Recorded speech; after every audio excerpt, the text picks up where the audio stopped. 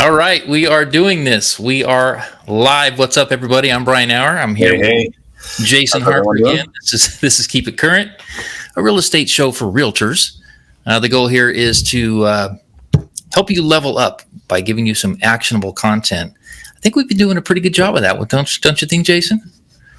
I mean, I've pat myself on the back a few times. Yeah, I Totally know. joking. We have had some incredible. A lot of people have been reaching out to us and thanking us for the things that we're doing here today.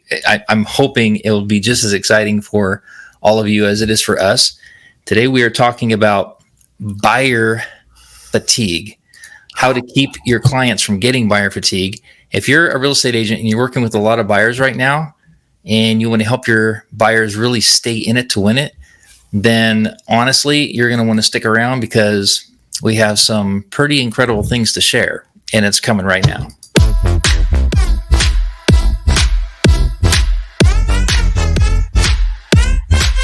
I mean, it used to be we would talk about, how to get our buyers to write offers, right?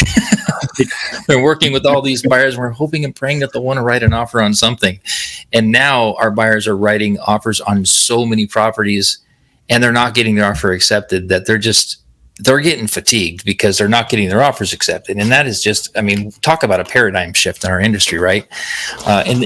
There's lots of information out there, Jason, about if you're a buyer and you want to find out how to avoid buyer fatigue right now. As a buyer, there's tons of info out there. If you just Google it, and it'll tell you how, as a buyer, to not, to avoid fatigue by making sure that you're pre-qualified, making sure you have enough money in the bank to pay over appraised value, making sure you understand the process, making sure you work with a good agent.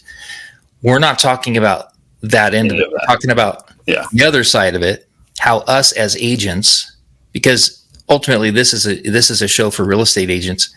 How can we as real estate agents actually help ensure, or do the very best we can to help ensure, that our buyers are not getting fatigued, that they're not getting discouraged, which essentially that's what the fatigue is. It's just total, discouragement. Well, and we know it's going to happen. I think that, and a lot of what we're going to dive into kind of talks about that. But I think now more than ever in any market we've ever been in, it's to the point where listing agents almost feel bad for buyers agents. So it's like, when it's that obvious that, hey, not only buyers, but the buyers agents are getting fatigued. I think it's absolutely necessary to plan for it. That's right. So when you have that buyer that you're working with and they're ready to start, looking at properties, I think we start here with the first thing, and that is set realistic expectations up front. You cannot let a buyer figure it out along the way. Nope. You're a professional. You know what's going on. You can't let them figure it out. You can't just say, oh, they'll figure it out. Once we've written offers about 10 times, I guess they'll figure out that they need to come up on their offer or be a little more creative on the way they structure their offers with me. You can't do that. You literally have to set their expectations up front, letting them know that before we start this process, you got to know we're going to be paying over list price. We're days on market used to be 30 days. Now they're 3 days, maybe even, some days 1 day. Sometimes it's measured in hours. That's an hour? Yeah. That we have to act super fast. That there can't be a delay. We're going to be paying over list price. You set those expectations. What are your thoughts on that? Well, it's like we talked about earlier. It's knowing what kind of race you're running. In previous lives, we were both runners. And so it was really helpful to know if I'm going to run 100 meters or if I'm going to run 1,600 meters. It's a different approach, because if you don't do one right, you're never going to win. So I think knowing what kind of race you're getting involved in really helps kind of the pace. And then I think having a plan for the losses. We hear a few stories right now where buyers kind of, let's be honest, they kind of get lucky and they get the first deal. But for the most part, it's a process. It's absolutely 3, 5, 10 houses people are writing on. So really planning for, and this is from the agent's perspective. If you're Yeah. my buyer, let's talk about that. Let's have a plan. So if I have to deliver bad news, there's going to be a little disappointment. That's okay. What are you going to do with it? What's the plan for recovery? Am I going to, is that when I tell you to go out and have that cigar or that glass of wine? That way, kind of shake it off. And we've talked about it. Now we know it's part of the process. But I think in this market, if we're not at least kind of planning and preparing for that potential loss, we're kind of setting the buyer up for a rough process. Yeah. I mean, that is a very good point. Part of that realistic expectation is we are going to lose some, and here's how we're going to here's what our response is going to be to that. The second thing, teaching buyers about the selling cycle. This was a real aha moment for me as I was just jotting a bunch of notes and just kind of thinking about, how are things so different now than they were just, 6, 8, 10 months, just go back a year.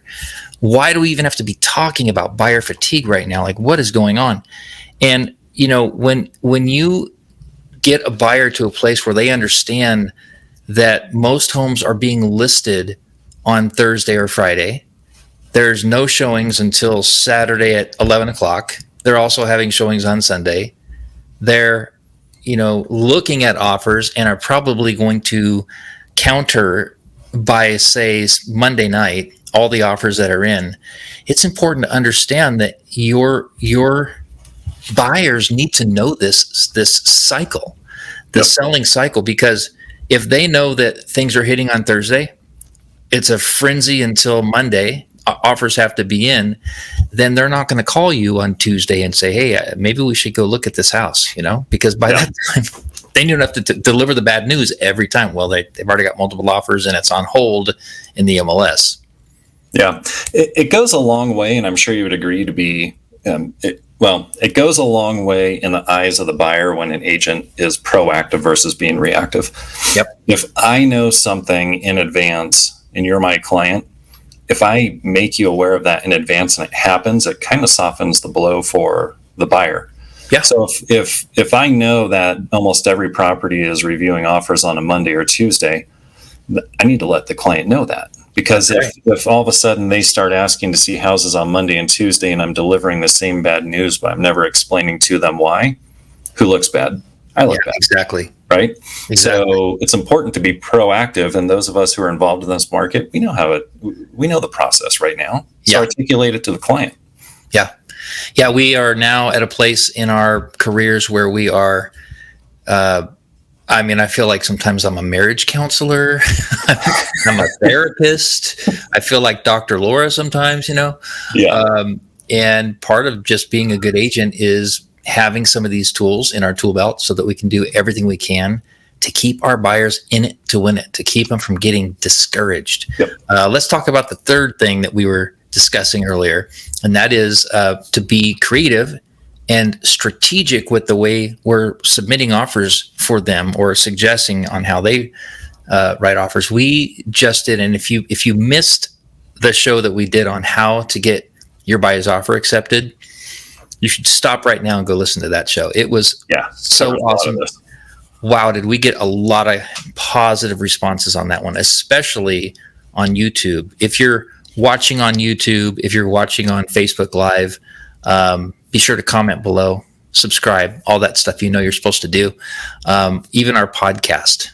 Make sure you check out 5 ways to get your buyer's offer accepted. It was just a few shows away. I'll put the link in the description. Great show. But part of helping to eliminate your buyer having all of this stress and all of this frustration and this fatigue is making sure that you do help them create a really compelling offer so it will get accepted. Maybe not the first one, but certainly you don't want to be at the bottom of the list each time. And we're talking about structuring deals with seller in possession, letting them stay there free so they have time to find the house. Contingency periods can be shrunken.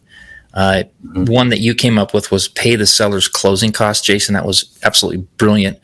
Letting part of the earnest money deposit go hard from the onset of the offer to show that you're in it. having the ability to pay cash over, all these things, Yeah. write them into the offer. What do you have to add to that? Well, it was funny when we mentioned that earlier podcast we did, and one thing I jotted down on my notes here was studying the offers on your listings that are accepted. Mm-hmm. After we did that, I went back and I started looking through that, and it's interesting how you start to see a lot of consistent patterns with the approach those buyers agents are taking, almost like they've had like a hidden seminar on kind of how to do this, right? Yeah. And if you don't have listings, the other thing I thought of as I was jotting that note down was talking to a heavy listing agent in your company or office, or reaching out to you, Bryan, and just saying, hey, I don't have any listings. I'm only a buyer's agent. I'm 3 months in the business. Maybe spending 30 minutes saying, here are the last 5 offers we had accepted, and here are some consistent terms that we saw across the board on each one of them. Yeah. Because it all kind of starts to just kind of melt together. They all start to look the same. Yeah, they're structured really well, but they all start to look the same. Take those listing agents out to lunch. It's an incredible idea. Take them out to lunch. Take them out for cocktails. Say, look, I'd like to just have a half of your time. I'd like to take you to dinner, to lunch, have some cocktails, what have you. Tell me about what are you seeing? You're going to escrow on every single property. Why are you selecting these offers? Get the inside scoop from them. That's a really, really good point. So, and agents like cocktails, so that helps too. Agents do like cocktails, yes. I may or may not have had a few myself. So be creative and strategic with those offers, and that will help to avoid a lot of buyer fatigue. Let's talk about this one, number 4. Help buyers stick to their search criteria. Now, I was talking to an agent earlier today, someone that's on my team, and we were talking about this very topic. And this particular agent said, "But if I do that, then they're only going to see like 2 or 3 properties hit their MLS feed, and I'm only going to be able to, show them, a handful of houses." That's the point. Yeah. The point is, if you help them stick to their real wants and needs, things that they, you understand their why, you understand that they really need 4 bedrooms for a particular reason, they really need that 3rd car garage, then help them stick to their search criteria, because yes, you're going to be writing fewer offers, and yes, you're going to be seeing fewer homes, but you're going to help avoid fatigue, because you're not going to be writing on every single home that they see, right? Yeah, the goal is actually to see less. The goal is to write on less. So yeah, you're helping with that. And as you were kind of going through that, when we were chatting about that, we had also talked about having that conversation up front with, Bryan, if you're my client and you have to be in a certain school district, knowing just the pattern of a buyer and saying, okay, so Bryan, I know at some point you're probably going to come to me as you're feeling a little fatigued or frustrated, and you're going to introduce us, like maybe a school district that we know doesn't work for what you need, right? Or maybe you have a certain commute, and I know you need to be within a few minutes of a certain, like, we need to agree now that when I tell you no, I won't show that to you, but you're not going to fire me, because I'm looking out for your best interest, as opposed to taking advantage of your frustration and fatigue with the market. So just having that conversation too, where that's helping them stick to their criteria. Hey, what are the absolute must-haves that you can't bend from? Right. So when you bring me that property that doesn't meet that criteria, and I tell you no, we're still good. How incredible is that when you build enough rapport with a buyer that you can say to them, I would like to have permission to say no. And them say, yeah, absolutely. We give you permission to say no. And, sometimes I think a buyer wants to write on a home just because they're just sort of, they want to just see what sticks. They want to just fly it up the flagpole and see who salutes, right? Yep. Well, that's not really, how you have to assume rapport up front, be the kind of agent that gives enough value so that they know beyond a shadow of a doubt that you have their best interest at heart. My wife, if you guys don't know Lorianne, the other half of our team, or our team leadership anyway, she is always, I hear her on the phone all the same. Nope, no, we're not doing that. Nope, let me bring you back to she doesn't work that many buyers anymore. She still does past clients and Sphere, things like that. But when she does, she'll tell them no. She has incredible buyer control. I mean, we all don't like to call it that because it makes us sound like we're, trying to, I don't want to say steer or any of those bad words we're not supposed to use. But I mean, you do have to have a certain level of buyer control to keep them in it to win it from how they came in, into your ecosystem in the first place. You don't want them to get frustrated just writing on everything and all that. Buyers ultimately appreciate that. It scared me to death the first time my wife was overly honest with a client. I thought for sure we were losing that client, and or going to get sued, right? Yeah, and they ended up looking at me and saying, "Why haven't you been that honest with us?" I was like, "Oh, okay, well." They want it. They want it. They're using you and your skills because they trust you, and they can't do it themselves. They know they need someone to help them, find that property that's perfect for them. So I had one other note on that. I think it fits in here, but one thing that I think also helps when you set up this criteria is not just to set up the active home search for the client, but include anything active under contract or contingent and whatever they call it in your market. Include the pendings and then include the solds. That way they can see, oh, okay, that one would have worked for us. It went into escrow in 2 days, and then 30 days later they get an alert that it closed, $50,000 over asking price. That way they're learning the market too. So when you're now actively writing, you can say, okay, hey, remember there were 4 properties in this area over the past 90 days that would have fit for you, and this is the data on them. They listed for 5, they sold at an average of 548. They were off market in 4 days, which means they had offers on day 1. Right, exactly. So it's they're going to see that if you're sending them that data as well, then they're not it's not foreign information to them. They're like, oh yeah, I did see that. You're keeping them in the loop. Moving along to number 5, I think it's really important to search for homes or help them search for homes that are at least 10% below buyer's approval or below their approval. And that kind of goes a little bit back up to number 1 about setting realistic expectations. If they're approved for $500,000 home, we already know based on real stats, and you can fact check us on this, that home is going to probably go at least 10% above, which if you do the quick math, that's $550,000. The house is going to sell for $550,000. It's not going to sell for $5,000. So if you're working with a buyer that is proudly holding on to this, DU approval, and we've talked to the lender and they're good to go, no problem, all the way up to $500,000. Why don't you show them some 450s? Get them excited about 450 because there's still some great homes in that price range. It's the same is true on the upper end of it. If they can afford, if they're pre-approved with a jumbo loan or whatever product up to $1 million, it's going to go for 1.1. So show them those 875s. Show them those 900,000s. What are your thoughts on that? Yeah, well, I mean that I think has to be set up front right away. Because it's really hard to backtrack on that. If you've shown me homes that are $100,000-$200,000 over what I can actually afford, it's a rude awakening when I start to figure out I'm not going to actually live in that. So I think that is something that needs to be done up front. And a very, I don't want to say a strong conversation, but really more from a place of, again, we have a duty to represent their best interest. I'm not telling you that this isn't going to be in your price point. I am not meeting your best interest. So I think that is not only a must do, but a must do early on.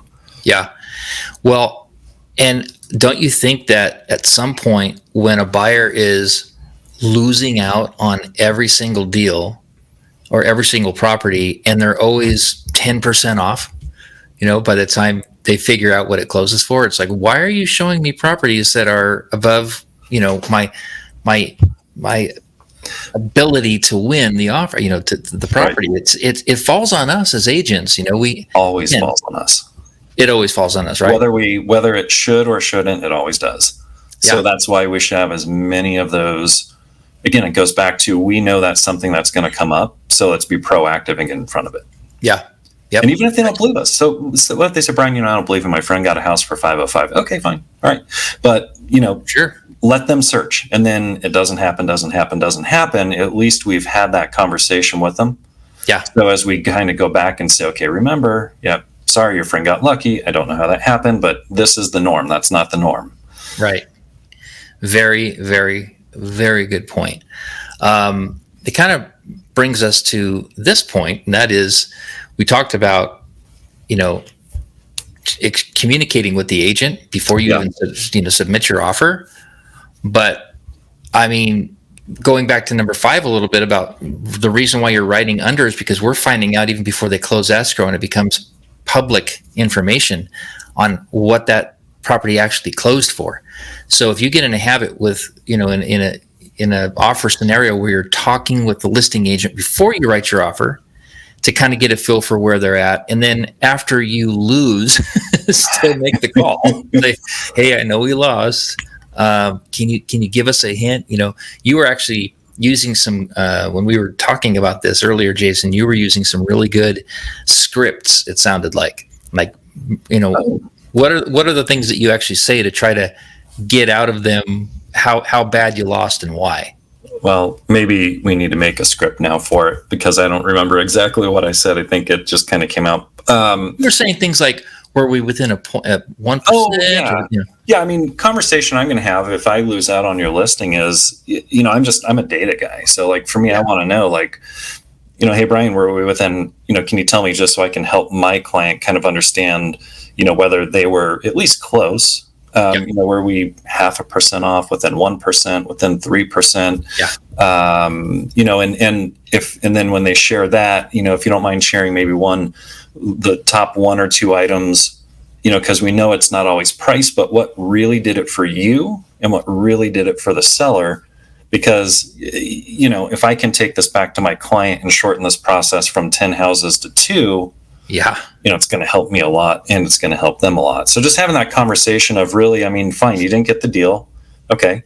We know that happens in this market, but how close were you? And then, and this kind of goes back to taking those agents, whether it's a phone call or kind of taking them out for a drink and kind of talking about, what is it in the offers you're seeing that are being accepted. It's that same concept of learn how people are winning, like learn what they're doing. Don't be afraid to ask. People pay for coaching. People pay. So why not just ask? And then when you get your client into the house, in that third house, and their friend, it took them 14 times, they have a much better story to tell their circle of friends. You become the hero. The other agent becomes a laughing stock in that circle. So I just think as much data as you can collect, because we know there's going to be some of those losses, just collect it, watch it, start to look for patterns, and it usually just so happens that it all kind of comes together faster for you. Yeah. So important. I think talking with the listing agent, getting a feel for why they took that other offer is super important. And it also gives us a great opportunity to swerve into number 7 when you're talking to that agent. Talk about wanting to be the backup plan. It's good in this. When you think about this whole process of writing offers for your buyers and taking them down that rabbit hole or down that sales funnel, if you want to call it that, to finally getting them to the place where they're writing offers. And now there's these other obstacles and these disappointments we're having to try to keep them from, or help them overcome. Having a backup plan is okay too. And there's something about the mindset and your attitude as an agent to say, look, we didn't get this one. You see, we're keeping it positive. It's not, hey man, your offer wasn't strong enough. You put it on the buyer, right? You make them feel bad because they weren't strong enough. No, there was a lot of offers. There was a lot of chaos on this property. Somehow, some way, I'll figure it out. But right now we know you didn't get your offer accepted. But here's the good news. My follow-up plan is amazing. Nobody is a squeakier wheel than me. And our backup plan is I'm going to make sure that I call them every couple of days, text them. I know they accepted an offer today. They probably have 10 days to remove their contingencies. So I'm going to be calling, and really making a big deal about, did they remove their contingencies? Is it getting a little bit wobbly? Mm-hmm. Yep. That's the plan. Have a good backup plan. Follow up, and then constantly let your buyer know, hey, I just want you to know I'm following up on that property that we lost on 123 Banana Street. So far, it looks like it's hanging together, but I just want you to know that, so that your buyer at least know that, all right, we didn't win this one. Yeah. But my agent's really working for me. My agent's kicking butt for me. You know what I mean? They're really following up. Well, check this out. So the agent I was telling you about that really pushed because he wanted to be in an official backup position. In California, we haven't in writing for that. Yeah. So his pitch was, hey, look, this is going to help you leverage your negotiations if that appraisal comes in short, or after your buyer that you've accepted an offer from brings a request for repair, because you can legitimately tell them you have a backup offer. You have a backup offer ready and willing to jump into escrow. You have a backup offer that knows what was in the inspection and is still willing to jump into escrow. And I was like, man, that's really smart. Like not only is this guy saying we want to be in an official position, but it's a benefit to your seller. It's going to help you leverage the offer you are accepting, keep them on their best behavior, and it gives your seller that confidence where if something happens, you've been in communication with that agent and you have a legitimate offer you can roll right into escrow with. So I actually was like, man, this guy, he's a sharp buyer's agent. He had, now it just so happened so was the other agent, and they did close. But we wound up, we put them in an official backup position. And there were 2 times where I used that as leverage for nothing more than leverage. So it's kind of a win-win. But I would say have that backup plan where if you can push to get into an official first position as a backup, it'll also kind of ease the nerves of the buyer a little bit after they've had a couple offers potentially not accepted. Exactly. It's like a small win, right? Yeah. Oh, it's huge. I think these are just 7 quick little things that will definitely help. To run through them real quick, I want to get to a couple of comments here in the we'll just call it in the Facebook crazies are out. So some of the questions are coming in. I know we're going to get a lot retroactively on YouTube or on our podcast, which we will answer those as they come in. But as far as the live goes here on Facebook, we have some comments I want to get to. But number 1, set realistic expectations. Number 2, definitely teach buyers about the selling cycle. Number 3, get creative with your offer. I mean, that really will help you get your offer accepted and definitely reduce buyer fatigue. Help your buyers stick to their search criteria. I mean, keep them focused. Yeah, you'll be seeing fewer properties, but again, less fatigue will build in when you're not spinning your wheels so much. Make offers 10% below a buyer's approval. I mean, goodness gracious, you know what they're approved for. You know what homes are selling for. So keep them in that pocket where it's a little more realistic. Talk with the listing agent before and after to see how you can get your offer to be better in the future for your clients. And number 7, have a backup plan.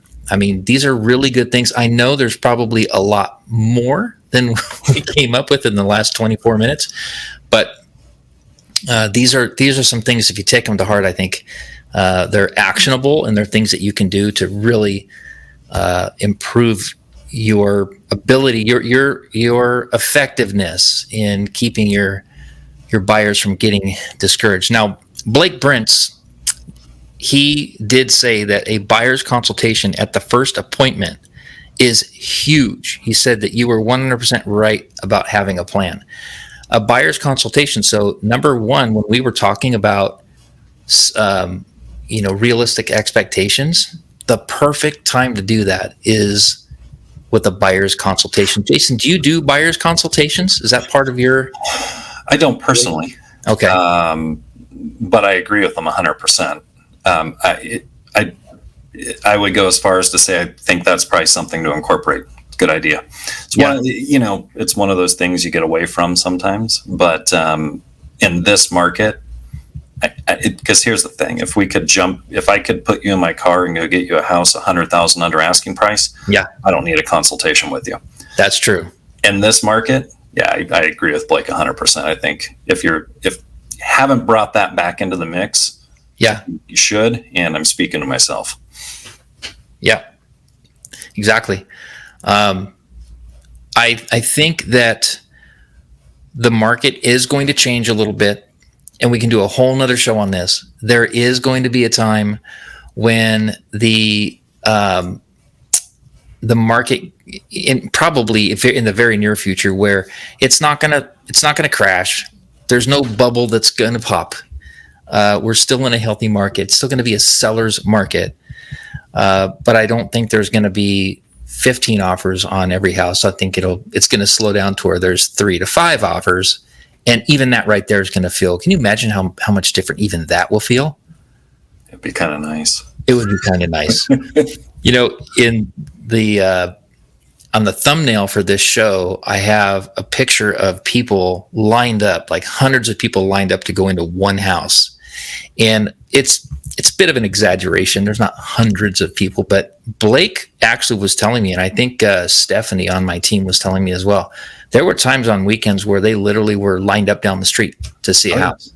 Oh, yeah. Talk about how frustrating that must be for buyers, right? That's an extreme. And I think that is eventually going to go away because rates will go up a little bit. There will be more inventory because people are a little bit late to the party. So by the time they come to the party and rates go up a little bit, they're going to have missed that frenzy window a little bit. I think what you're saying is we should talk transition plan at some point. Yep. Oh, for sure. Yeah, that's probably an entire video. Exactly. And if there's things that you guys that are listening or watching right now, whether it's YouTube, Facebook, podcast, if there's anything that you really want us to cover, please don't hesitate to ask. We love putting these together. We just really have a passion to help other agents. We've been very successful for many years and just love giving back. So if there's something that you want to hear about, or if you just want to contact us, you can easily get a hold of me at Bryan at the Hour Team. My email is right there on the screen if you're watching live or on Facebook. If you have questions for Jason, you can get a hold of him there. That's also the email that you use if you want to complain about how bad the show is. For a second, I thought I graduated from hate mail. All the hate mail goes to Jason. Other than that, I don't really have anything else. We want to be sensitive to people's time. Thank you so much for tuning in. That's about it. See you next time.